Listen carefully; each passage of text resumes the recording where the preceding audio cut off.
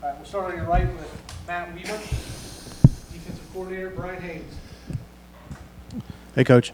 Obviously, kind of set there at the top at linebacker with Aiden and Jalen. I know you obviously a lot of experience with them. Just wondering what kind of depth you're seeing behind them. Who's kind of stepping up to kind of, obviously they can't play every snap, to kind of give them a little break at time that you feel comfortable putting out there.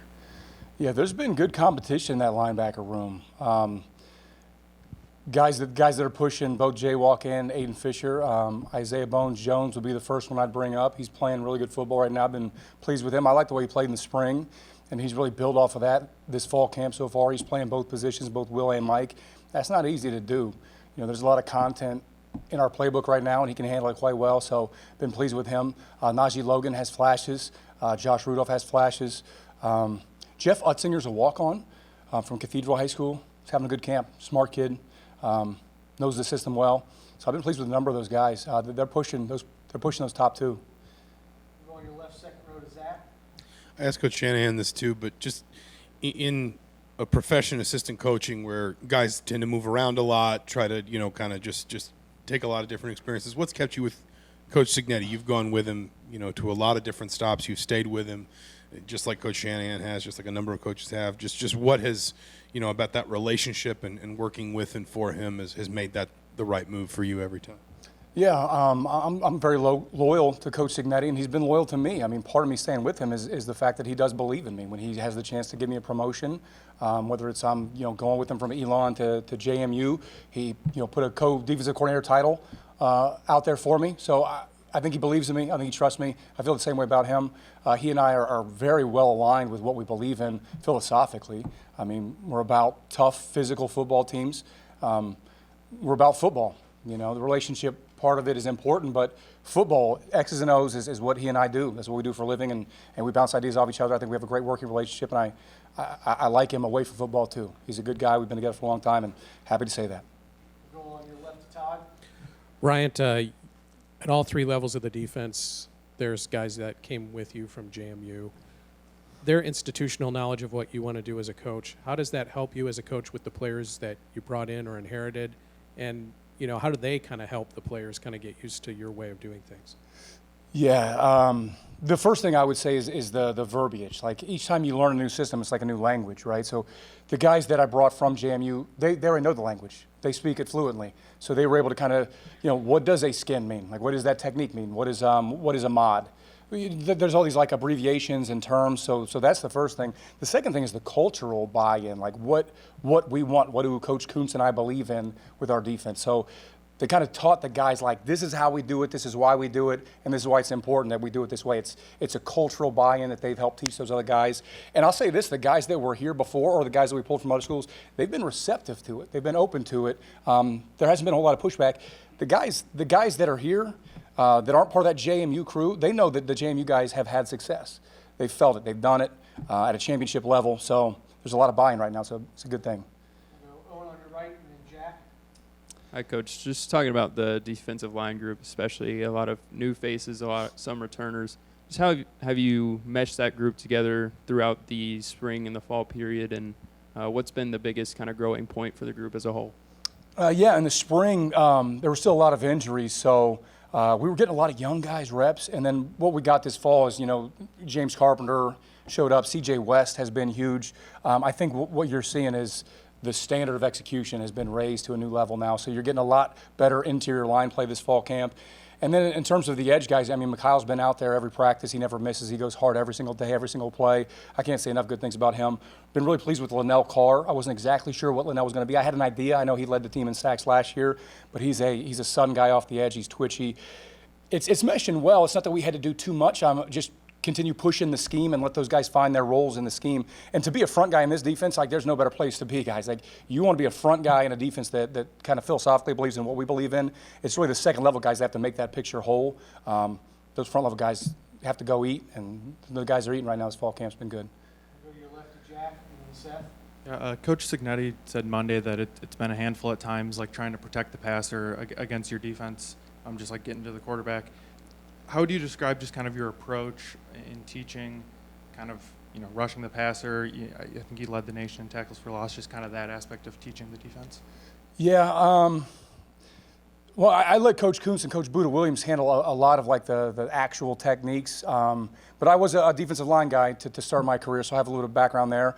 Yeah, I'd have to talk for a long time about exactly the things that we do, but we believe in manipulating angles. We do certain stunts and things like that. But also, I'm a big fan right now of tying in the back end to that. If I can show a picture to a quarterback that is that's deceptive, that's not true, it adds to his clock in terms of identifying what we're in. And I tell the guys all the time, each 1/10 of a second that we add to his plate is another 1/10 of a second for Linnell Carr, Mikhail Kamara, James Carpenter to get home. So it's all about full 11 buy-in, the back end shell, the manipulation of what we do up front. And then ultimately when we blitz with a purpose, we blitz with authority. And there's usually some design behind the blitz, like I believe in layers to blitzes. We don't just run down Main Street and say, I hope we get to the quarterback. Like throw a layer on that thing, add a wrapper, add a looper. So layers and angles. Stand on the left of Seth and then go to Mike. Brian, kind of similar, but not asking you to turn over the whole playbook here, but just what's maybe your approach to defensive play calling? Like what's it look like for you during the week as you're putting together a game plan? What's it look like for you on game day with making adjustments and, just in game? And how do you get prepared for all of that ahead of the season? Yeah, it's when you get into the season, to me, it's more game plan. It's game by game basis. What does this team want to do? Who are their players? And also, I like to see what are their weaknesses. Like, are they struggling at left tackle? I incorporate all those things. I want to attack their weaknesses. I want to weaponize my good players. So if they have a bad center, then James Carpenter is going to be a problem. How do I do that? How do I get that done? So that's what it is for me during the week. I'm identifying their weaknesses and their strengths, and then mid-game adjustments is. I've been in this scheme for long enough to understand like the holes in it, the warts in it. Even in the playbook, it mentions to the players like what is the weakness of this defense. So they're also aware schematically of the weaknesses, and if they're able to punch holes in what I have called, then I'll get away from it. We have enough content. We can change calls. Go to a different scheme. Second row left to Mike and then Pete. Yeah, Brian. At JMU last year, you guys didn't tackle in the fall, at least fall camp. Seemed to be following a similar model, only tackled once in the spring. What kind of challenges does that present for you, and how you kind of overcome the team kind of week one not having their fundamentals down or being kind of caught off guard a little bit? Yeah, the main challenge for me is what I tell my linebacker room, like, I don't know if you would have made that play or not. The unknown is the challenge. That being said, we do a lot of thud. And I tell my linebackers, thud is tackle without the finishing component. Like if you're getting your feet in a good position to thud up a ball carrier with body control, you're going to tackle that man, So if you're a good thud team, I think you're going to be a good tackling team. If you look at the years past at JMU, we've been good tackling teams. There's not a lot of missed tackles out there because we teach angles, footwork, how to tackle, whether it's vice, using your leverage piece. Like there's a lot more to tackling than just bring that guy to the ground. And for me, it all starts with like the posture of the feet and how you enter the ball carrier, how you frame up the ball carrier. So we're working really hard on teaching that. And then all you have to add is the finishing component to actually bring guys to the ground. We'll go Pete, third row to your left, and then Mike S. Coach over here. I'm kind of curious with your passion for coaching, do you find yourself like at dinner or taking a walk or something coming up with unique ways to say attack the quarterback or attack the offense? I'm just kind of curious on how you approach that and if it's like a 24/7 with you. Yeah, yes it is. Yes it is. It's not a challenge for me. I'm kind of obsessed with the game, so I'm okay with it. My girlfriend's probably not. She probably wants to talk about normal dinner conversation, but I mean, if there's a good two-latch pressure out there that I think up, then I'm going to want to talk about it. And she usually hears me out, so she's a good sport about it. Mike on your right, then Daniel. Yeah, Coach, you played a game here with Ball State. You were a GA here. What is meaningfully different about the program, facilities, all that, that you notice now that maybe wasn't here before? Yeah, facility-wise, the locker room is great now. It was locker room before was even a different spot over here, so that's much improved. The weight room with Coach Derek Owings is really nice now. That's a big improvement. The food down at the south end zone is better. In terms of outside of facilities, it's the buy-in. The culture feels a little bit different this time than last time. I think it was year 3 for Coach Wilson when I got here, and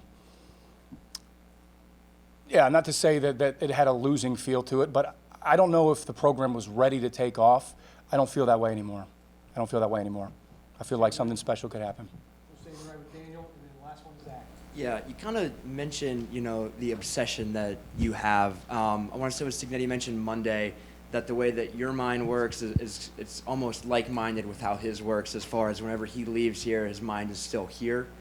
You know, when you kind of reflect back on like 2014, 2015, when you first started working, you know, with him, when did you maybe, you know, realize that you guys shared that you know, same like-minded approach, I guess?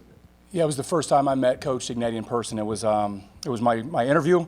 I was leaving Ohio State. I GA'd here in 2012, and then I went to Ohio State in 2013. Leaving Ohio State, I wanted to get back into coaching. So my brother was working for Coach Signetti as the offensive coordinator at IUP. So my job interview with Coach Signetti at IUP was to go over to his house, where he opened the door, pulled me into the foyer, and we talked ball for an hour and 25 minutes. You know, there was probably that one like typical interview question, like, yeah, tell me a little bit about yourself. After that, it was ball. And I'm like that. Like, I enjoy that. That was a good interview for me. That was a fun interview for me. So it was day one I recognized, oh, this is a ball coach. You know, this is a ball guy, and that's what we are. Second row left is Zach. I want to ask about Coach Kuntz. Obviously, he's an Indiana guy from Indianapolis. He spent time here as a GA as well. Had a lot of success coaching that defensive line at James Madison. Just what about his style, his approach to coaching defensive line play works from your perspective as somebody who's pulling together all the pieces of a defense? Yeah, I had gotten to know Coach Kuntz. You know, I was aware that he was a GA here after me. Some of the buddies that I was GAs with here became friends with him. So I knew Kuntz from a long time back, tracked his career. We stayed in contact. I knew that he and I were aligned. We had talked enough ball for me to understand that he was kind of in the same boat as me. And then, you know, as I started calling around for D-line coaches, he was one of my first calls. And, I mean, just good conversation. Just philosophically, if you have ball guys, you can recognize them pretty quickly. It's terminology. It's the way that they view things. It's an openness to new scheme and new ideas. Like, he and I we bounce ideas off of each other. You know, it's a good working relationship, good, clean communication. And when we disagree about something, we communicate why. So, yeah, another guy that I'm so happy he's here with me. You know, he coaches the hell out of those guys, and the coaching points that he has are always almost the exact same thing that I would say. You know, that happens frequently. Like, man, I would have told the nose guard this, and then I hear it come out of his mouth. I'm like, he and I are together. So thankful for Coach Kuntz, and yeah, me and him have been together for a while now, and good working relationship for sure. Great. Thanks, Coach. Awesome. Yeah, thanks so much, guys. Take care.